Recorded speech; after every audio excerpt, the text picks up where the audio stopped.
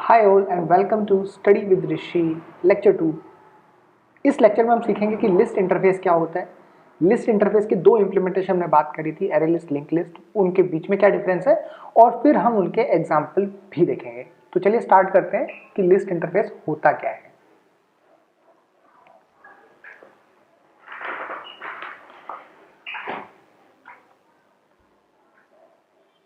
List की दो property होती है आपके पास में कि एक तो ये इंसर्शन ऑर्डर मेंटेन करके रखता है, दूसरा इसके अंदर आप डुप्लीकेट वैल्यूज भी डाल सकते हैं। तो इस तरह की इंप्लीमेंटेशन अगर आपको चाहिए हो किसी पर्टिकुलर सिनेरियो में तो आप कलेक्शन फ्रेमवर्क के लिस्ट इंटरफेस का यूज कर सकते हैं। अब इसके दो प्राइम इंप्लीमेंटेशन है, एक आपका है अरे लिस्ट, ठीक है, और दूसरा आपका है लिंक लिस्ट। इसके अलावा स्टैक और वेक्टर हैं पर उनके बारे में बात नहीं करेंगे बिकॉज वो उतने यूज नहीं होते हैं। तो अरे लिस्ट क्या होती है आपका और लिंक लिस्ट क्या होता है आपका, इसके ऊपर हम पहले बात करेंगे।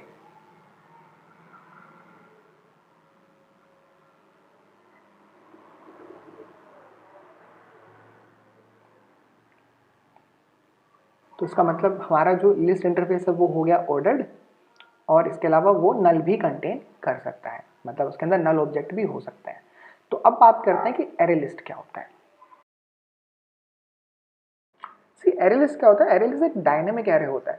तो दो चीजें हो गई, एक डायनेमिक एक एरे। डायनेमिक का मतलब हुआ कि अब इसकी कोई बाउंडेशन नहीं है, आप इसमें जितनी भी वैल्यूज डालना चाहते हो डाल सकते हो। और अरे क्या हुआ कि आपका इंडेक्स्ड बेस एक्सेस पॉसिबल है,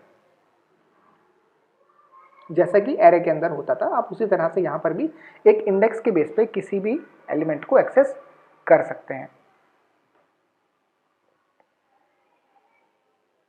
लिंक लिस्ट आपका क्या होता है, डबली लिंक लिस्ट होता है। डबली लिंक लिस्ट का मतलब क्या हुआ कि एक से ज्यादा नोड जब आपस में कनेक्टेड रहेंगे तो उसमें जो कनेक्शन है वो दोनों तरफ होगा, फॉरवर्ड भी और बैकवर्ड भी, राइट। तो इसमें इजीली आप एलिमेंट्स को शिफ्ट कर सकते हैं, ठीक है। इसमें आपको मैनिपुलेशन बहुत ईजी है, ठीक है। सो अगर आपसे कोई क्वेश्चन पूछे कि मैनिपुलेशन के लिए क्या अच्छा है, लिंक लिस्ट मैनिपुलेशन के लिए अच्छा है, और अगर एक्सेसिंग के लिए क्या अच्छा है, रैंडम एलिमेंट को, देन आपका डायनेमिक एरे अच्छा है। ये बहुत बेसिक डिफरेंस होता है। तो यहाँ आपकी नीड डिफाइन करेगी कि आपको क्या यूज करना है। अगर आपको बहुत ज्यादा मैनिपुलेशन करने हैं तो आप एरे लिस्ट मत यूज करिए बिकॉज उसमें मैनिपुलेशन का जो कॉम्प्लेक्सिटी बन जाती है वो होती है O ऑफ n, बिकॉज आपको पूरी की पूरी अरे दोबारा बनानी पड़ती है। जबकि अगर आपको रैंडमली कोई एलिमेंट एक्सेस करने हैं तो लिंक लिस्ट के अंदर वो रैंडम एक्सेस का हो जाएगा O ऑफ n, बिकॉज वो टाइम कॉम्प्लेक्सिटी आपकी n एलिमेंट ट्रेवल्स करने के बाद ही आपको मिलेगा। तो ये बहुत बेसिक डिफरेंस होता है इन दोनों के अंदर।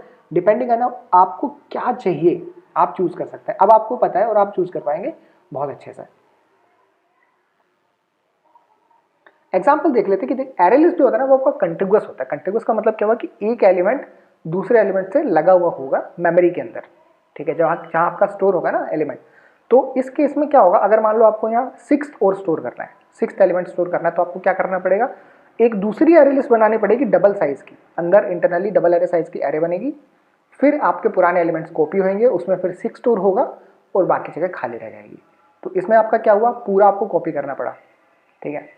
लिंक लिस्ट के अंदर आपका क्या होता है कि आपके head node then head node आपके बाकी नोड से कनेक्टेड होते हैं और ये डबल कनेक्शन होता है, दोनों तरफ कनेक्शन होता है, ठीक है। इससे आपका नेविगेशन बहुत इजी हो जाता है, मैनिपुलेशन बहुत इजी हो जाता है कि आप किसी भी एलिमेंट पे हैं, अगर वहां से आप दूसरे एलिमेंट पे जाना चाहते हैं तो इजी है। बट आप रैंडमली एक्सेस नहीं कर सकते बिकॉज आपको ऑलवेज हेड से स्टार्ट करना पड़ेगा।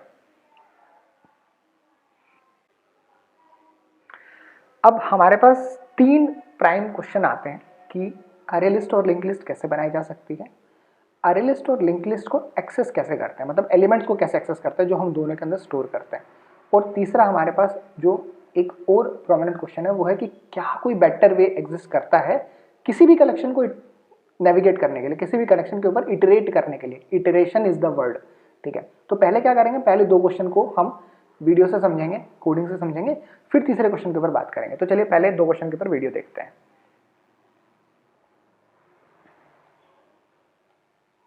चलिए एक पहली क्लास बना लेते हैं एरे लिस्ट के लिए, एरे लिस्ट एग्जाम्पल करके। और एरे लिस्ट एग्जाम्पल में हम क्या करेंगे कि एक एरे लिस्ट ले लेंगे और एक चेंज करते हैं कि एरे लिस्ट हम इंटरनल बनाने के बजाय यूजर इनपुट से लेंगे, ठीक है। यूजर इनपुट से लेने के लिए हम लोग स्कैनर का यूज करते हैं, तो स्कैनर का यूज करके हम यूजर इनपुट से एक एरे लिस्ट बनाएंगे और फिर उस एरे लिस्ट के अंदर डेटा स्टोर करेंगे जो हमने यूजर से लिया है, और फिर उस डेटा को ट्रैवर्स करने की और एक्सेस करने की कोशिश करेंगे। ठीक है, तो चलिए देखते हैं।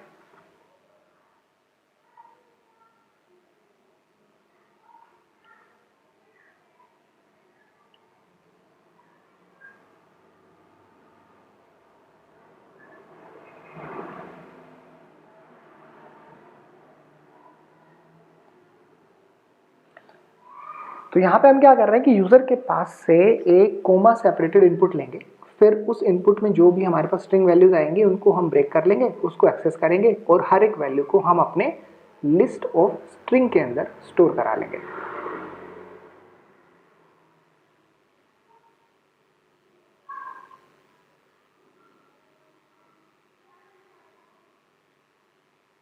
मान लीजिए हम यूजर के पास से नेम्स इनपुट करा रहे हैं कि आप हमें मल्टीपल नेम बताओ, और हम उन नेम का एक कलेक्शन बनाएंगे। कलेक्शन किस तरह का होगा? लिस्ट तरह का होगा। तो हम देखेंगे भाई डुप्लीकेट भी रख सकते हैं कि नहीं रख सकते हैं, या नल रख सकते हैं, या एम्प्टी ऑब्जेक्ट रख सकते हैं नहीं रख सकते। ये सारी चीजें हम अभी देखने वाले हैं। तो आप देखिए यहाँ पे बहुत सारे ऑलरेडी एग्जिस्टिंग मेथड है जो कलेक्शन फ्रेमवर्क आपको देता है कि आप ऐड कर सकते हैं, ठीक है, क्लियर कर सकते हैं, कंटेन चेक कर सकते हैं, और भी बहुत सारे हैं। इक्वल्स आपके पास है, इक्वल इग्नोर केस भी आपके पास होगा। ये सारे मेथड है जो आपको पहले से एरे लिस्ट आपको देता है with the help of collection framework. तो हम क्या यूज करेंगे? सबसे पहले ऐड यूज करेंगे ऐड करने के लिए।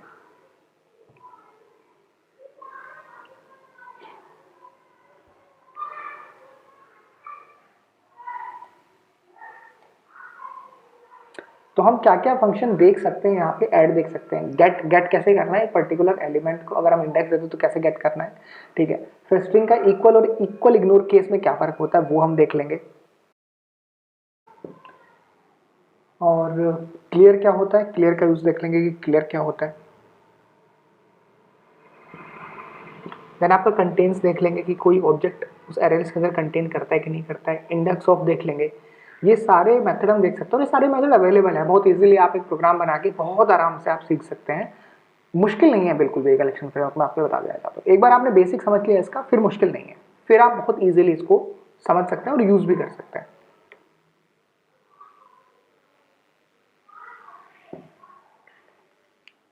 तो सबसे पहला तरीका क्या होता है कि आपके पास इट्स बेसिकली भाई है तो कलेक्शन ही, तो कलेक्शन क्या होता है? ट्रैवर्स तो कर ही सकते हो इसको।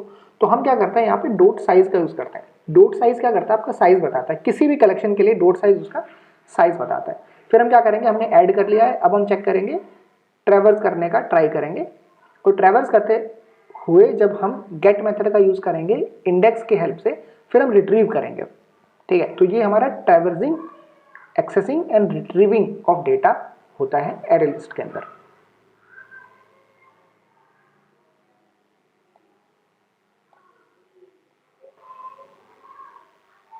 अब हम पास कर देते हैं यहाँ पे अपना कोमा सेपरेटेड इनपुट। वो कोमा सेपरेटेड इनपुट फिर उसका बन जाएगी हमारी एरे लिस्ट, और एरे लिस्ट को हम कर लेंगे एक्सेस। तो आप यहाँ देखिए कि ये इनपुट ले लिया और हमको जो एक्सपेक्टेड था वैसा हमको मिल गया।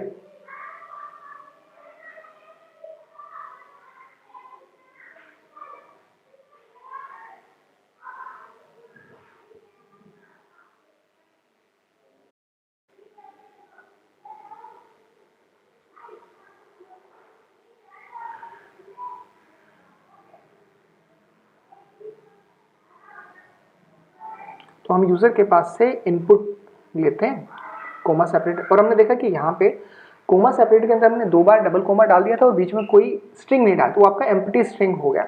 और यस, एम्प्टी स्ट्रिंग आपका एरे लिस्ट में कंटेन किया जा सकता है।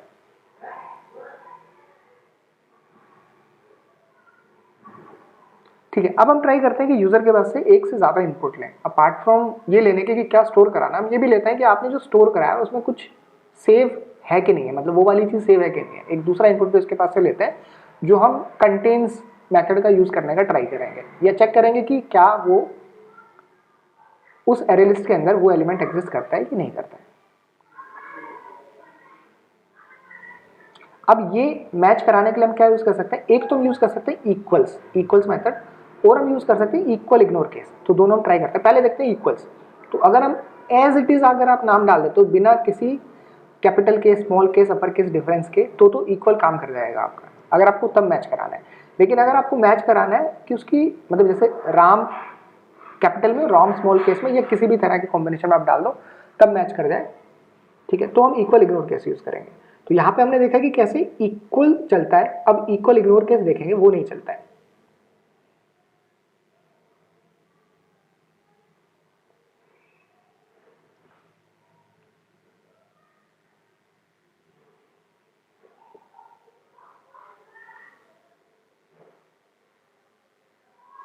इसके अलावा हमारे पास कंटेन्स मेथड भी होता है। कंटेन्स मेथड क्या करता है, आपका पूरा अरे ट्रेवर्स करेगा, अरेज ट्रेवर्स करेगा and it will try to find कि ये वाला ऑब्जेक्ट एग्जिस्ट करता है कि नहीं करता है। इसके लिए इक्वल्स मेथड यूज होता है इंटरनली। हम इक्वल्स मेथड और हैश कोड मेथड के बारे में आगे बात करेंगे।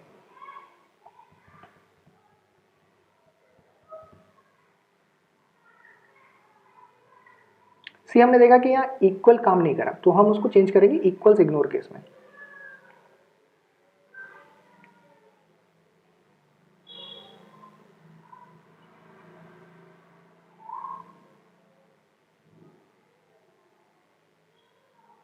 And yes, equal ignore case काम करता है। अब हम देखते हैं कि क्लियर क्या काम करता है। क्लियर ये काम करता है कि क्लियर बेसिकली आपका जो भी अरे का इंटरनल सेव्ड डेटा है उसको क्लियर कर देता है। तो हम इसको कैसे चेक कर सकते हैं, हम लोग इसको साइज की हेल्प से चेक कर सकते हैं।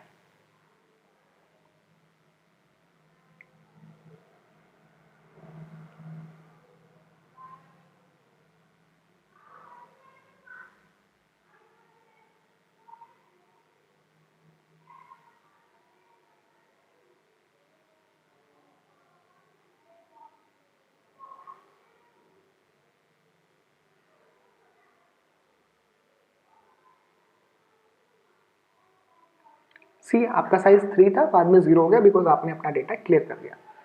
अब अगला जो हम एग्जांपल देखते हैं वो देखते हैं लिंक्ड लिस्ट का। अरे लिस्ट के बारे में हमने चीजें देख ली हैं, अब हम एग्जांपल देखते हैं लिंक्ड लिस्ट का।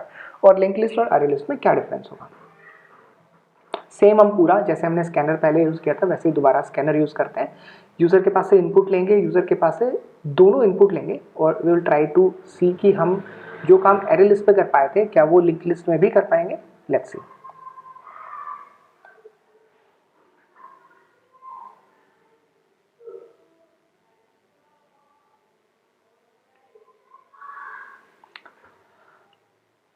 इसको हम बोलते हैं एडवांस फॉर लूप। मैंने आपको पिछले वाले में दिखाया था ये एडवांस फॉर लूप होता है। इसमें आपको इटरेट करने की जरूरत नहीं होती and then you can simply fetch the elements और स्टोर करा सकते हो। इसमें आपके पास इंडेक्स नहीं अवेलेबल होता है, ठीक है। तो हमने यहाँ पे अपना लिंक्ड लिस्ट ऑफ नेम्स बना लिया है और अब उस लिंक्ड लिस्ट ऑफ नेम को हम जैसे हमने अरे लिस्ट को किया था वैसे ही ट्रेवर्स कर सकते हैं।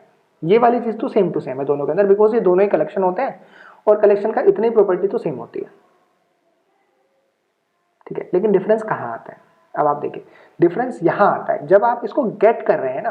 गेट करते टाइम आपको लग रहा है कि ये अरे लिस्ट के जैसे ही गेट कर रहा है, लेकिन यहाँ पे जब आपको इंडेक्स से गेट करने की कोशिश करते हैं it's not same as like of array list, क्योंकि अरे लिस्ट में इसकी कॉम्प्लेक्सिटी थी O of 1 कांस्टेंट टाइम। यहाँ पे हर एक गेट कॉल की कॉम्प्लेक्सिटी है O of n, complexity higher है। इसलिए आपको यूज केसेस देखकर डेटा स्ट्रक्चर चूज करना पड़ेगा और उस डेटा स्ट्रक्चर का क्या इंप्लीमेंटेशन कलेक्शन फ्रेमवर्क में दे रखा है वो यूज करना पड़ेगा। तो ये था इस लेक्चर का एंड। आई होप आपको ये लेक्चर अच्छा लगा होगा। अगर आपको ये लेक्चर अच्छा लगा है, इसने आपको हेल्प की है तो शेयर ज़रूर करो, लाइक ज़रूर करो और सब्सक्राइब तो पक्का करना है। करो भाई, नहीं मुझे दिख रहा है तुम नहीं कर रहे हो, करो करो सब्सक्राइब, हाँ प्लीज़ प्लीज़ प्लीज़ सब्सक्राइब।